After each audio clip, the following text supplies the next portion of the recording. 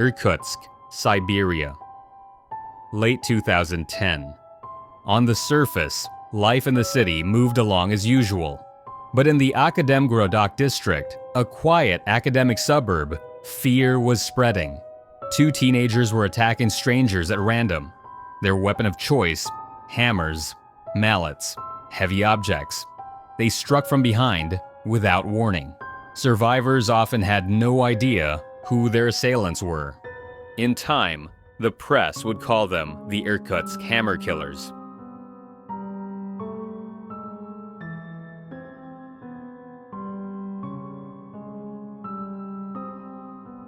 Artyom Anufriev was born in October 1992. Outwardly, his family looked respectable. His mother, Nina, worked as an accountant in an insurance firm.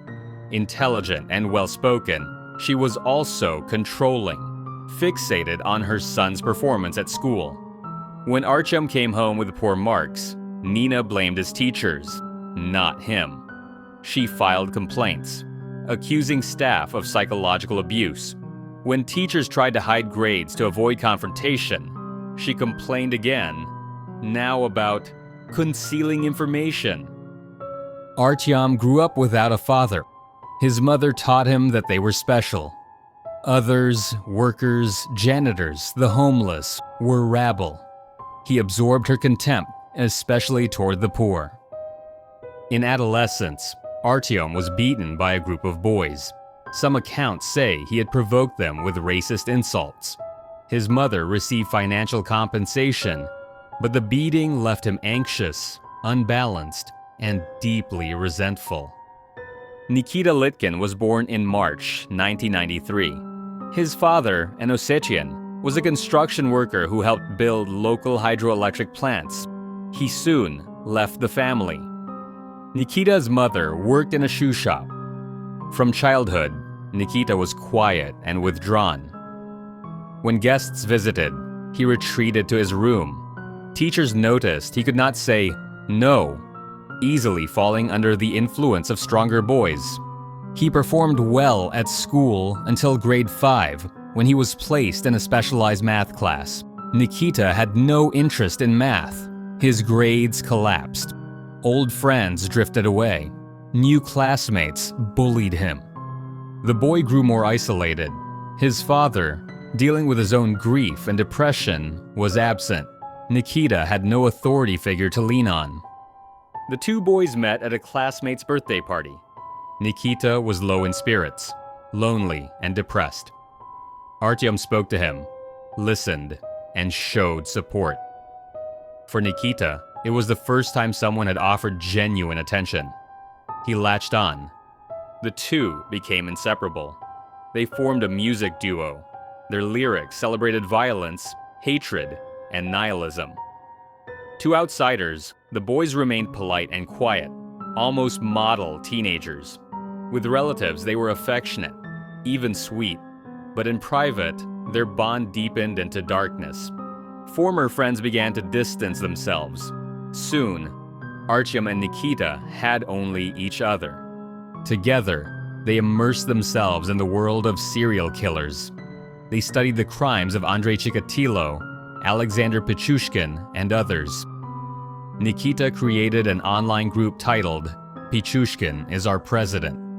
They admired Konstantin Shumkov, leader of a gang called Blood Magic, whose members had killed homeless people years earlier. Artyom openly declared himself a successor to Shumkov, a judge of the rabble. Both boys' family lives were deteriorating. Artyom fought constantly with his mother. Neighbors sometimes heard screaming through the walls. He may have even assaulted her. Nikita, meanwhile, grew embarrassed of his mother, avoiding being seen with her in public.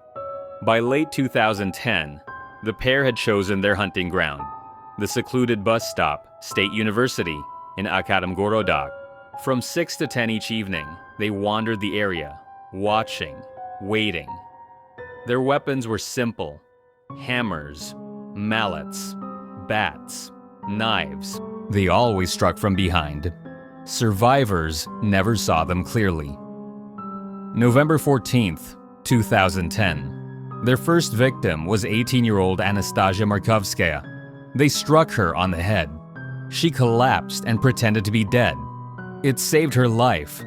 Anastasia reported the crime, but police refused to open a case. Nothing had been stolen. She later described the attack on an internet forum. Artyom and Nikita read it and messaged her directly. They wanted to know, "What did you feel?" 10 days later, they attacked again. A middle-aged woman. This time, they grabbed her bag. Police treated it as simple theft, never linking it to the earlier assault, December 1st, 2010.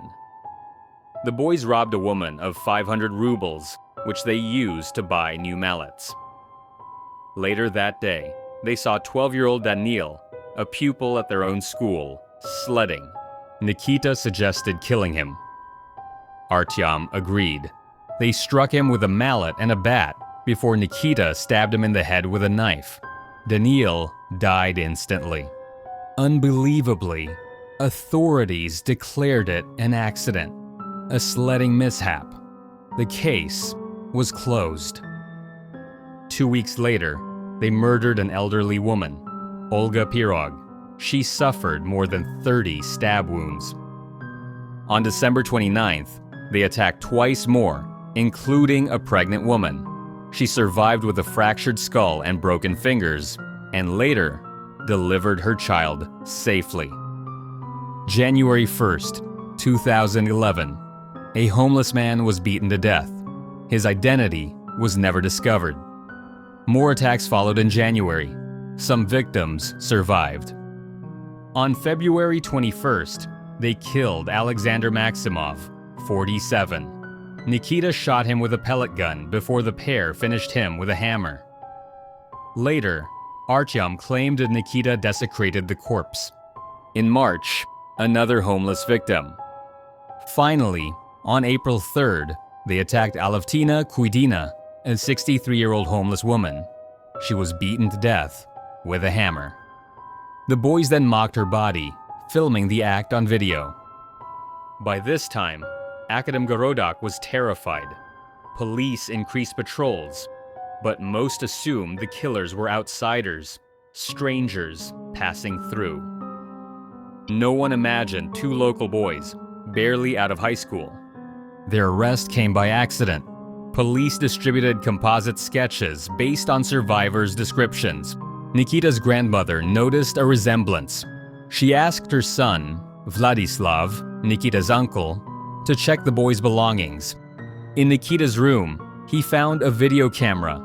It contained a memory card. On it, footage of the murder of Alevtina Kuidina. He took it to the police. Within 90 minutes, both boys were arrested. Authorities separated them immediately. Artyom was placed in solitary. Nikita shared a cell with one other inmate. They were escorted separately to reenact crime scenes, with heavy guard to prevent vigilante justice. In questioning, they turned on each other. Artyom claimed Nikita was the true killer, and he had simply followed. Nikita, frightened, at first tried to take all the blame, then retracted. He said he had only wanted to protect his friend. Psychologists concluded that Artyom was the dominant partner, the thinker, and the leader. Nikita was submissive, seeking approval, and eager to follow. One surviving victim expressed pity for Nikita in court, saying he was just unlucky with his friend. In court, Artyom was arrogant at first. He scribbled notes, complained of pressure from investigators. Later, realizing the weight of the evidence, he began self-harming, cutting his throat, stomach, and wrists, sometimes even inside the courtroom. Nikita showed almost no emotion. In 2012, the verdict was announced. Artyom Anufriev, life imprisonment. Nikita Litkin, 24 years, reduced to 20 because he was still a minor at the time of the murders. After sentencing, Artyom collapsed on the bench, sobbing. Then he jumped up, shouting, Well, are you satisfied now? From the gallery, a mother responded. Her son, 12-year-old Daniil, had been murdered by the boys. She shouted back, "Were you satisfied when you killed my child?" The courtroom fell silent. In 2014, Artyom was transferred to the notorious Vologda Pyatak prison. He has given occasional interviews since, showing no real remorse. He claims to be writing a book and hopes for parole. Nikita remained in Irkutsk region before being moved to Angarsk penal colony. In November 2021, guards found him with his wrists slashed. He was taken to hospital, where he died 2 days later. He was 28, 2 boys, both without fathers, both isolated in different ways. One believed himself chosen, above the rest, destined to decide who deserved to live. The other wanted nothing more than to belong. Together, they brought fear to a city and death to the innocent.